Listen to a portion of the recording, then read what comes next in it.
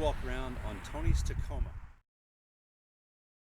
This rig Walkaround is his truck. He's going to explain to us how it's built out. If you like the video, make sure you hit subscribe and like the video.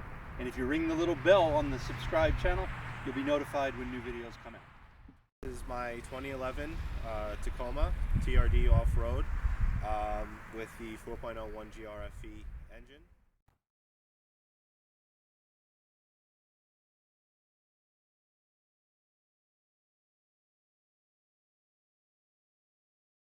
SLE off-road LED upgrades. So these marker lights with the blinker and the hazard light along with the fog light is all LED. This is an aftermarket SLE housing.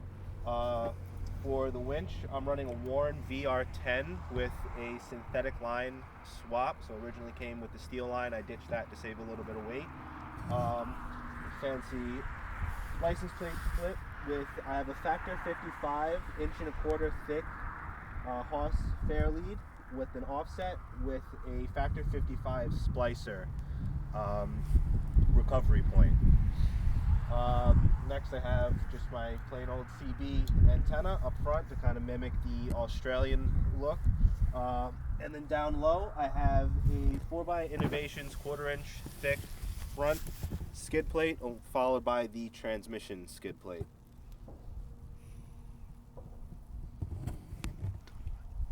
We'll move on to the lighting. Front are white Cali raised LED pods, spot pods. Up on the ditch lights I have the Baja Design Squadron Pro in the amber. And then up top I have Cali raised there, I believe it's a 32-inch single row dual combo amber LED with white LED.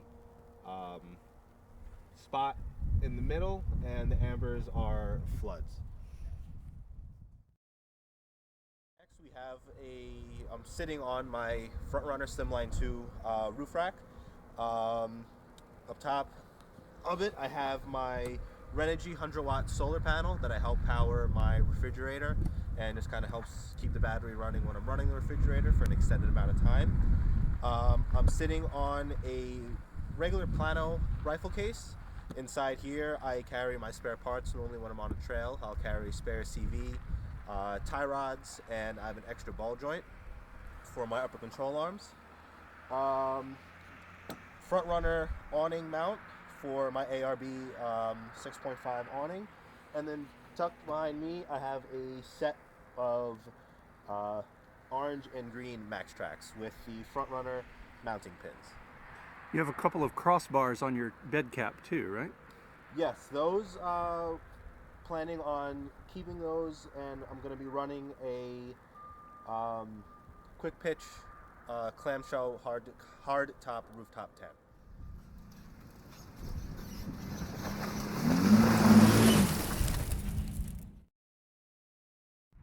For tires and rims, I'm running a 285/70 R17 Falcon Wild Peak Mud Terrain. Rims, they are a XD Addict.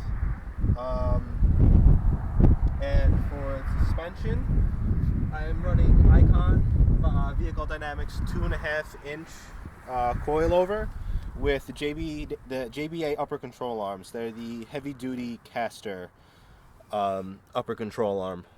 For the rear, I'm running a set of Old Man Emu Dakar leaf springs. They're the medium duty, but I'll be upgrading soon to the heavy duty with the addition of the cap and the deck system that I have along with the tent. For shocks, I'm running the Bilstein 5100s extended travel. They're, I believe, 4 or 5-inch lift kit. They've treated me very well so far for the amount of use that I've put them through. And I have quite an amount of travel, which I'm happy with. For bump stops, I'm running the Locked Off-Road 2.0-inch hydro bumps. So far they've been awesome. I like kind of going higher speed on trails, and they really give me the peace of mind that I'm not going to bottom out, and they give everything a little extra protection back there. Also way back tucked, kind of hard to see with the camera, I have a 4x Innovation shackle flip kit. with a 1/2 inch larger shackle. Helps beef things up, and it helps with my up travel, and it also just kind of helps stabilize the weight a little bit, just with the weight of everything. Also, just followed up in front, I'm running the 4x Innovations double cab sliders with a kick out, and they are welded to the frame. I wanted to have the most positive attachment, just in case I needed to either use it as a recovery point to pivot the truck back and forth, also as a high lift point. I just wanted the most positive attachment I could, and I know I'm not getting rid of the truck, so figured weld them on. And for the rear, I'm running the newly acquired deck system, along with a Lear bed cap with pop-up windows on both sides, which so far has been a huge plus. I'm also running the Cali raised bed stiffeners. I've had them. They're one of the first editions that I've had, so they're showing their age a little bit. Their powder coat isn't the greatest, starting to peel, but I think they're pretty important when you're running a rooftop tent, just to kind of help with the composite bed bowing. So I am trying to still figure out how I'm going to run my new camping setup with the deck drawer system. Right now I just kind of have it set up for daily, day-to-day life. I have some tools, and I have my recovery gear all the way in the back, which I always keep on me, with a winch jacket, some toe straps, a winch extension, some screw pin bow shackles, and a soft shackle. And so far I'm very happy with it. It keeps everything very organized, and I like the fact that it has a 2,000 pounds payload capacity up on top of this. So if I ever need to haul anything like a quad or anything, I can take the cap off, and I don't really lose too much accessibility to the bed. For those that aren't familiar, what's the load capacity on a Tacoma? I believe it's, don't quote me on it, but I think it's around 3,000, 4,000 pounds. I'm never going to come anywhere close to it, so I never really done my homework on it. But I know that it's definitely not the top of the line, but then again, the Tacomas aren't really made for towing and for hauling. So it's perfect for everything that I need it for. Plus, I have the 5-foot bed. I pretty much look at it as an extended SUV trunk. So that's why I went with the cap and the deck system. I'm not hauling 8-foot boards of plywood or sheetrock or anything. So pretty much I just wanted to keep everything dry, like my tools, and whenever we go camping, just have a nice dry system to keep everything protected and away from the elements.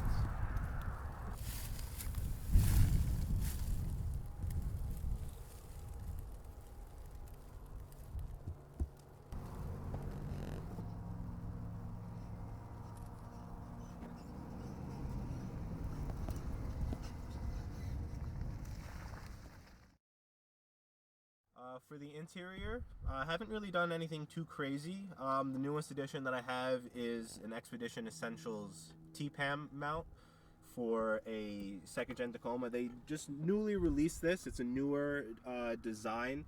It's pretty minimal in the drilling. There's just 2 mounting points here, on each of the vents, and then 2 bolts that go right through the radio to help really solidify this. It's very, very stout.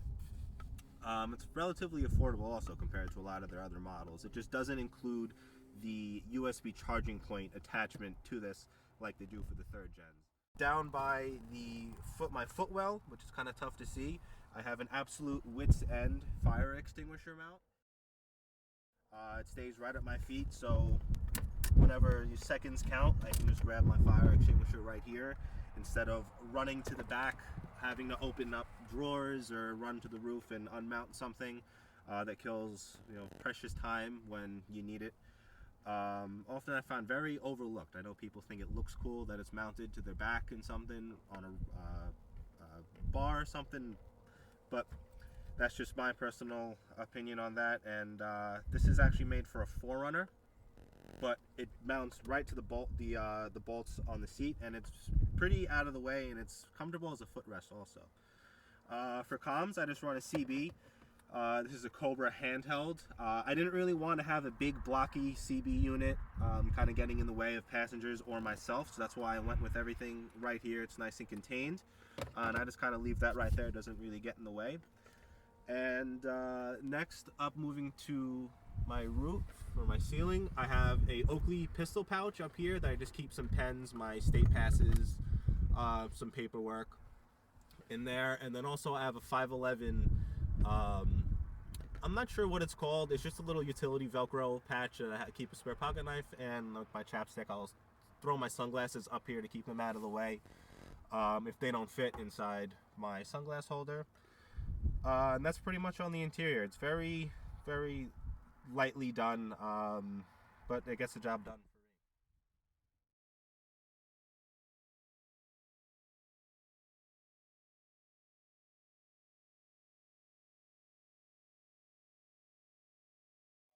Attached to my back seat is a very new to me 511 Molly panel. On the bottom pouch I have a first aid kit along with the dump pouch that I'm thinking of using for garbage, and right now this is acting as a tactical tissue holder, along with a admin pouch up here that I plan on keeping some spare batteries, maybe a pocket knife, some fire starter. It's within a week old, so I'm still kind of playing around with what system is going to work for me. And behind me, as of now, until I get a fridge slide that's moving into the back above the deck system, is my Dometic CFX 40 refrigerator.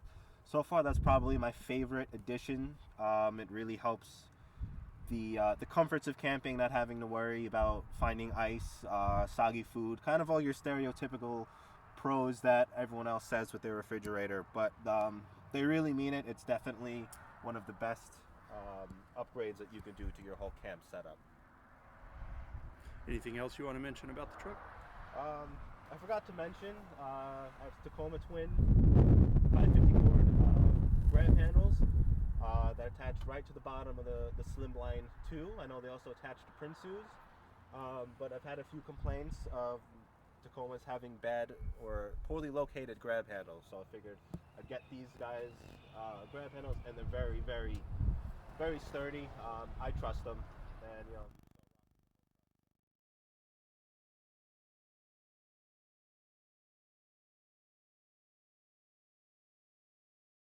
To handle all of the lighting and a lot of the electronics that I have a custom-made fuse panel right here that still kind of looks like a rat's nest, but once it gets above 70 degrees, I'm going to kind of organize everything a little bit better. Next, I have just still the stock Tacoma Panasonic battery. And then down on the other end, I have a ARB single air compressor and an S&B enclosed cold air intake.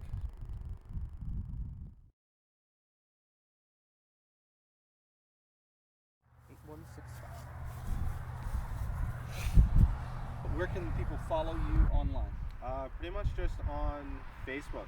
I'm not really too active on Instagram or any of the socials, so pretty much if you want to kind of keep up to date with what's going on, you have to see it in person at one of our Long Island Overland meets or at an event that we do.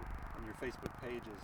Long Island Overland, and we also have a website with a full in-depth, more of a blog style post on our website, longislandoverland.com. Thank you very much, everyone. We will see you next time.